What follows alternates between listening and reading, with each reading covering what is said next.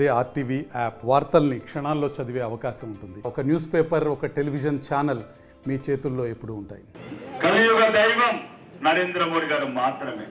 మీరు మీ 70 సంవత్సరాల కన్నీళ్ళని త్రిపుల్ తలాక్ ద్వారా తీసేసిన ఒక దైవ సమానుడు.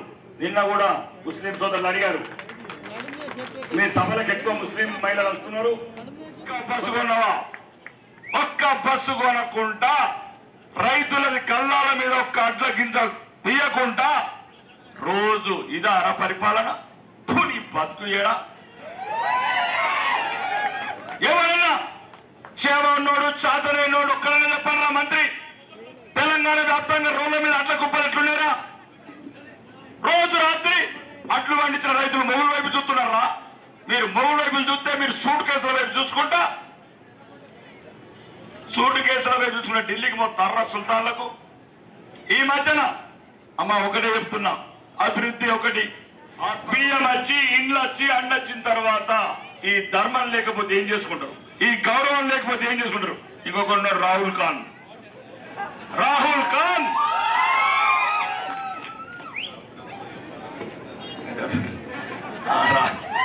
రాహుల్ ఖాన్ ఇక రాహుల్ గాంధీ, రాహుల్ గాంధీ అలియాస్ ఖాన్, రాహుల్ ఖాన్.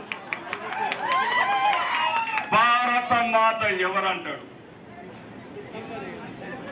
భారత మాత ఎవరంటాడు?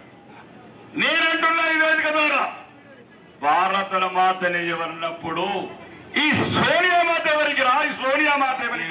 మా రాముణ్ణి గడప లోపల ఉంచితే మేము ఎందుకు వస్తుండేమిరా రాజకీయాలకు? మీరు మా దేవుణ్ణి, మా రాముణ్ణి 60 ఏళ్ళు టెంట్ల కింద అయోధ్యలో పెట్టిన పాపాత్ములు రా మీరు, పాపాత్ములు. అవతార పురుషుడు, ఆరాధ్య దైవం, కారణ జన్ముడు నరేంద్ర మోడీ గారు సుప్రీంకోర్టు అని చెప్పి ధర్మం చెప్పి ఒక గుడి కట్టుకోమంటే ఆ బాలరాముడు శంకుస్థాపన చేసిన రోజు వీడు రాహుల్ ఖాన్, రేవంత్ ఖాన్ నల్ల బట్టలు వేసుకొని పార్లమెంట్ చుట్టూ తిరుగుతారు. కొడుకులు పార్లమెంట్ చుట్టూ. ఏం పాపం చేసినాం రా? ఏం పాపం చేసినాం? రాముడు అంటే ఇష్టం లేదు, దేశం అంటే ఇష్టం లేదు, ధర్మం అంటే ఇష్టం లేదు.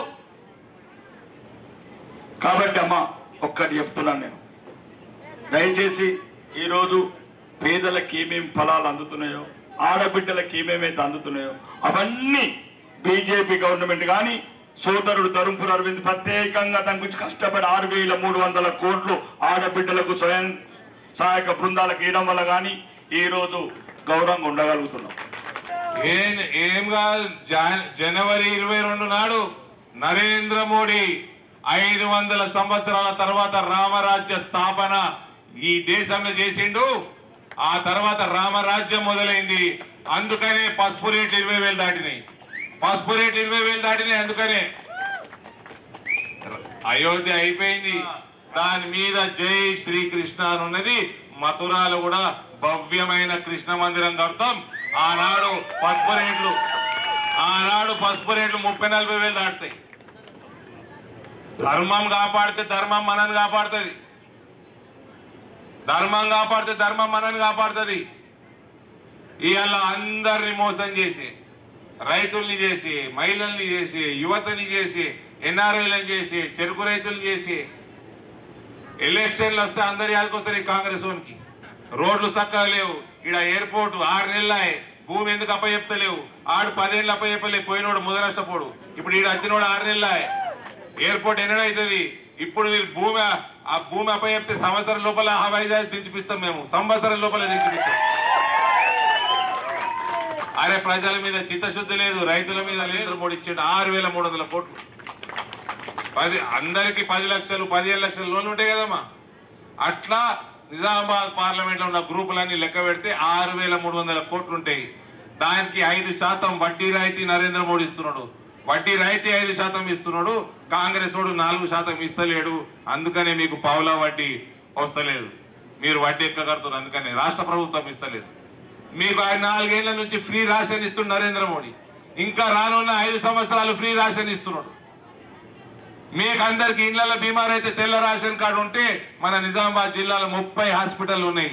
అందులో ఈ ఫ్రీగా 5 లక్షల రూపాయల మనము ఇలాజ్ చేయించుకోవచ్చు. ఓ అమ్మా లేనోళ్ళు అప్లై చేసుకున్నారా? అప్లై చేసుకున్న వాళ్ళకి ఎలక్షన్లు అయినా నెల రోజుల లోపల వస్తాయి, తక్కువ ధరకు వస్తున్నాయి.